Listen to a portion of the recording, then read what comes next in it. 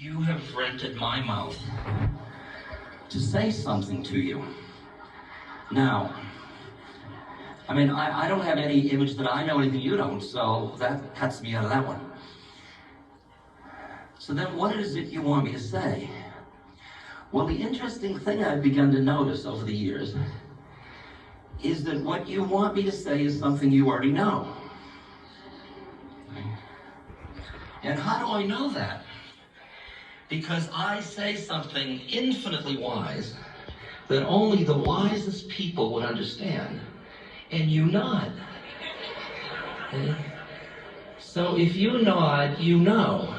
And if you know, why did you need to spend $20 to hear me tell you what you already know?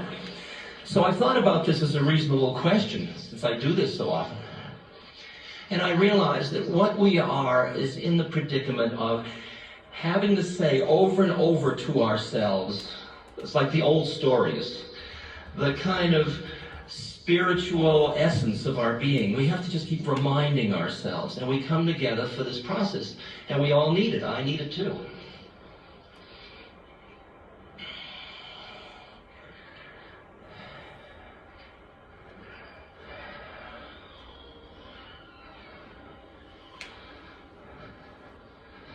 I see in the audience many people who may not be as old as I am, but have memories. And I would just ask you, hasn't the journey been interesting? Hasn't it been fascinating? I mean, it actually blows me away to have survived, first of all, or survived in this form, and second, to get to the point where I really appreciate and enjoy the whole process. That's taken years.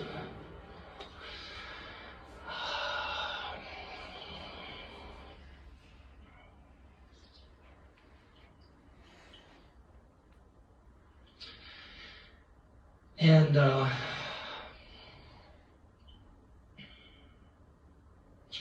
it's been an interesting journey for me from inside my consciousness, not in terms of just the social events on the outside.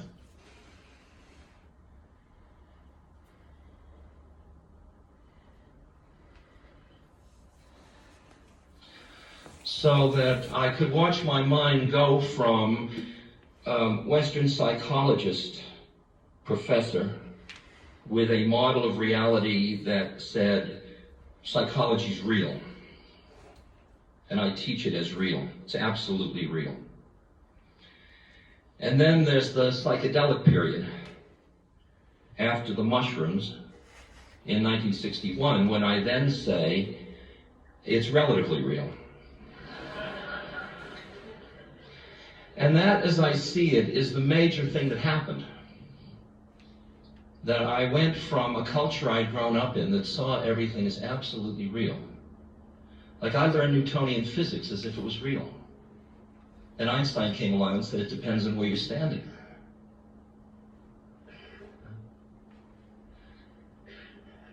So then I went through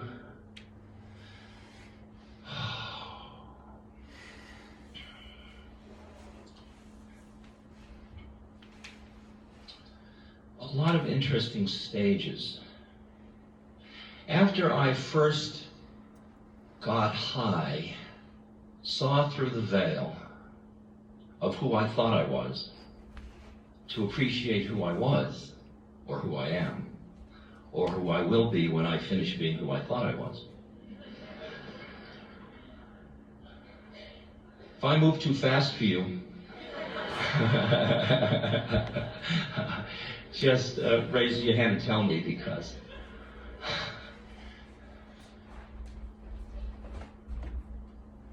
either we all go or no one goes, actually.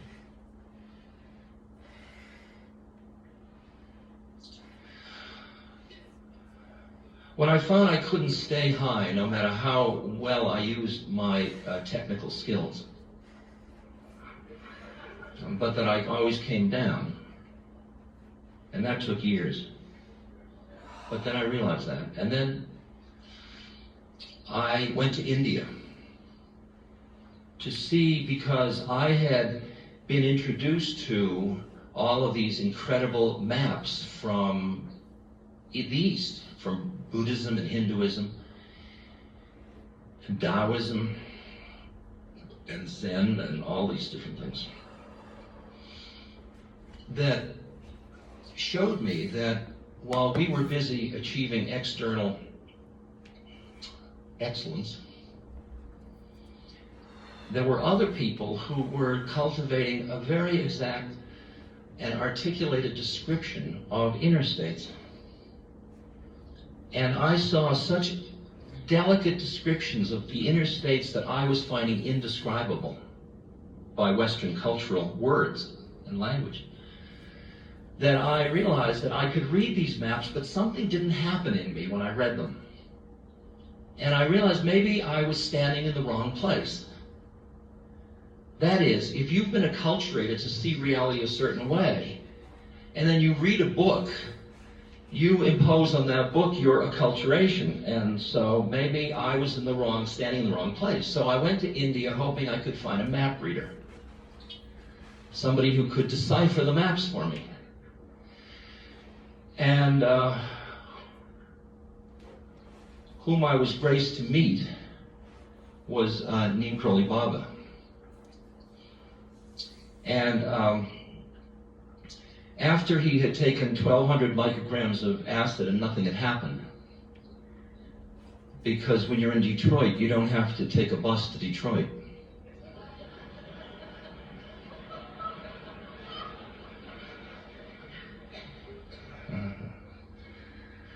I realized that what he had done was just shown me that he had freed me from a method, and he had showed me that it was possible for a human being to simultaneously be aware on all the planes of consciousness at once.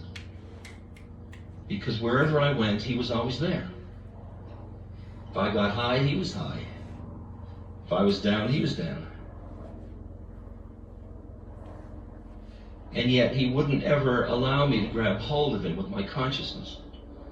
Like at one point I started to think, I've got a really cool guru. He knows everything, he's a miracle Baba, great. So a friend of mine arrived from Canada who was a professor, and I said, come see my guru, feeling my guru would know him. So he came in, and my guru, who knew everything, said to him, hello, you're from the United States. The guy said, no, Maharaji, I'm from Canada. Oh, and you have 3 brothers? No, Maharaji, I'm an only child. And it went on like this until I was so mortified. And as the guy left the temple, he said, very nice guru you've got there, you know. And I went back steaming, and Maharaji was laughing.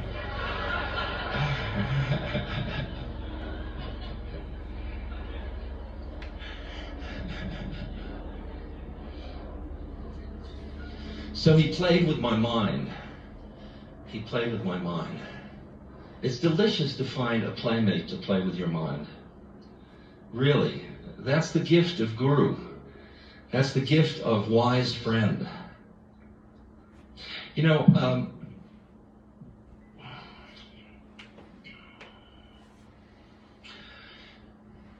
my particular path has been one that I have been very reticent to speak about in the West, my spiritual path.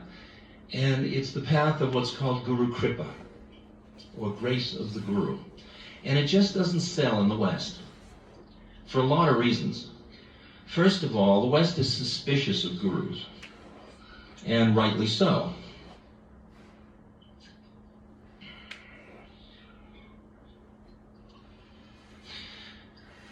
But also, we aren't comfortable about having spirit in human form. That's a complicated one for us. And the other thing that why I didn't want to tell people, even if they got through all of that, and had sympathetic joy for me, they would also, at some level, want the same thing. And my guru had left his body, and what could I offer? I had nobody to recommend. I mean, there were a lot of great ones around that other people said were, but I myself had not had an experience that would lead me to send them to another person. So I didn't want to hurt people, but then an interesting sequence has happened. So I just held on to my stories, and then in 1978, we collected lots of stories and published this book, Miracle of Love, which is 1,000 stories about Neem Karoli Baba, which don't create a human being at all, by the way. It's like pointless paintings or something. And people read that book, and they started to write letters to me with the pictures and the stories, and saying, who is that guy? I've read these stories, and somehow I've opened myself, and he's within me. He's like around me all the time. Is this good? And I said, well, as far as I can see from listening to people who are in the same situation as you, they talk to me about their relationship with him the same way as I feel in my relationship with him. Therefore, I must assume they are all my guru brothers or sisters, and that they are as connected with him as I am, since he's dead anyway.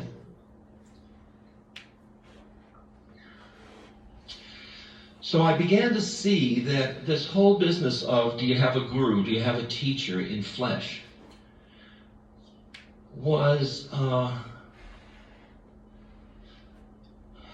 it was absolutely delicious and wonderful and a great high, but it was not necessary. In India, they say God, Guru, and Self are one and the same. And it certainly seems to turn out to be that case. And some people get it through a devotional path to another form, Hanuman or Ram or Maharaji or whatever form, Christ, Jesus rather.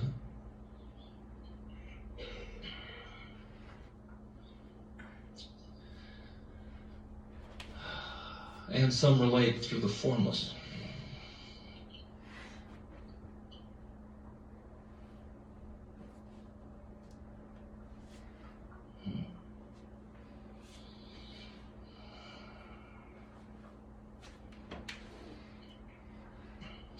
I watched in devotional yoga, these stages of devotional yoga, where you start out with a relational love, like you love Jesus, or you love Mary, or you love Krishna, or Durga, or whoever, Hanuman. You love them in a relational way, and then, especially when you do things like chanting or all-night singing or something like that, and just keep going in and allow yourself to go into these really trance states. You come into these other planes of consciousness where you're in a different relationship to that being, where you and the beloved are just hanging out together. You're not any longer trying to get to the beloved. And then there is a period of just the most exquisite foreplay, where you're hanging out with God in whatever form your root is. And for a real bhakti, they want to continue the foreplay and they don't want the orgasm. They don't want the merging back into, they want to stay separate so they can enjoy loving the beloved. And actually, and there's one more stage, and that's where you merge with the beloved. And then you are the creation. You are what you are. You just are. What fascinates me is that we are all these levels at once. What fascinates me is with what short shrift I dealt with myself in the old days.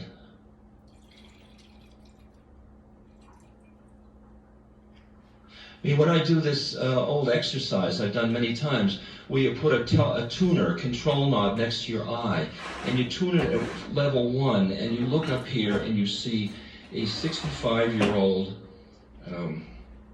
paunchy, bald, handsome gentleman. Okay?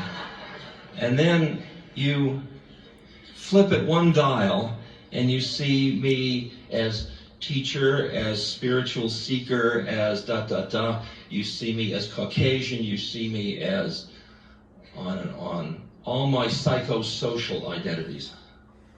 That's who you see. On channel 2, that's as the world turns. That's where our personalities hang out. That's where we think our storylines are real. Okay? Then you go to channel 3, where we're all bigger than life. It's the astral plane. And we all have our archetypal identities. And I'm an Aries, and you know what that means. And then we go one more channel, and when we look into the eyes of another person whom we just saw as their physical body, their psychosocial identity, their astral identity, you look in their eyes and you see from behind all that another being looking out at you. Are you in there? I'm in here. How did you get into that one? It's as if you see, it's as if you have brought your awareness back into your soul identity, and what you see when you look out are other soul identities.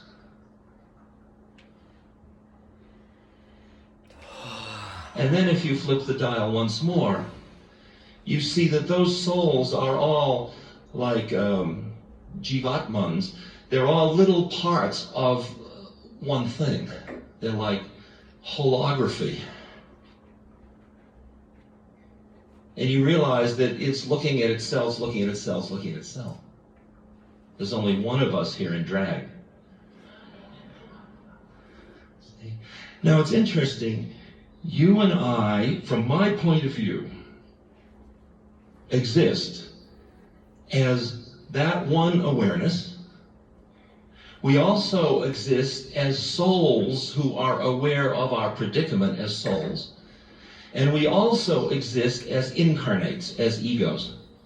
And I'm using the word ego now to include your body and your personality and all the psychophysical shtick of channels 1 and 2. Okay. So you and I got born, which was in itself an interesting trip. But then, not to get delayed there, you and I went into training. And we went into basically somebody training. See, we went into training about how to be somebody. Now, you were trained by the best kind of people because they all thought they were somebody. Your mother and father both thought they were real. And therefore they thought their child was real. So you're surrounded by a consciousness in which your separateness is what's real. And you go into separate training. You're somebody. And you learn how to be somebody and get what you think you need. Because at first you think it's all one thing, and then slowly you see it doesn't always happen.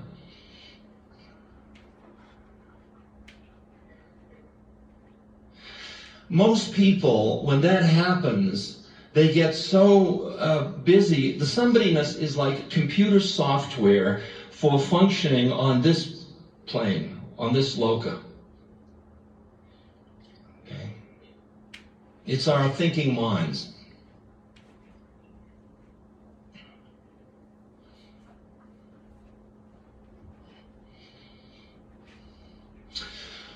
Once we are somebody, meaning we have a conceptual map of reality that includes who we think we are and who we think everybody else is.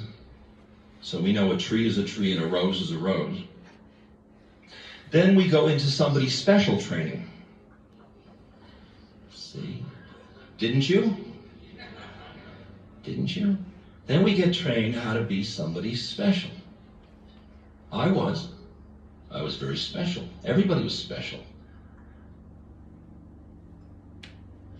And then for us, certainly us who are gathered in this room, something happened.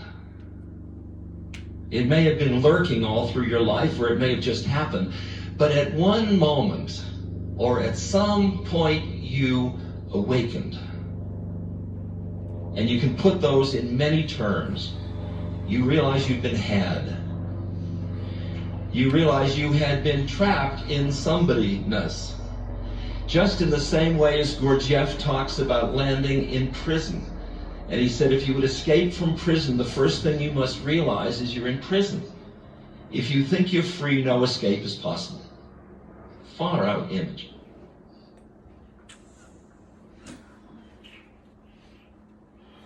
So you awaken. And for me, that's what happened in 1961 with the mushrooms. And from then on, the game changes. Because at that point, your awareness has experience from other, what are now called non-ordinary states of consciousness. You have experienced reality from those planes, and you have known experientially that it's equally as valid as the plane you thought was real. Just too weird? Are you here? Okay.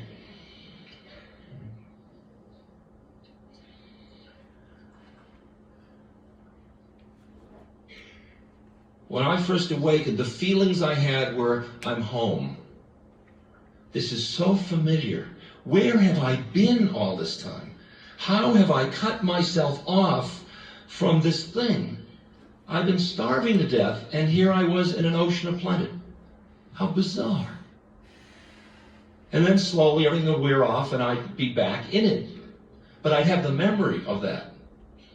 And that memory kept compelling me forward to try to get into that state and stabilize it. So Maharaji showed me that that was possible. And what I have done since that time, which is the last 23 years,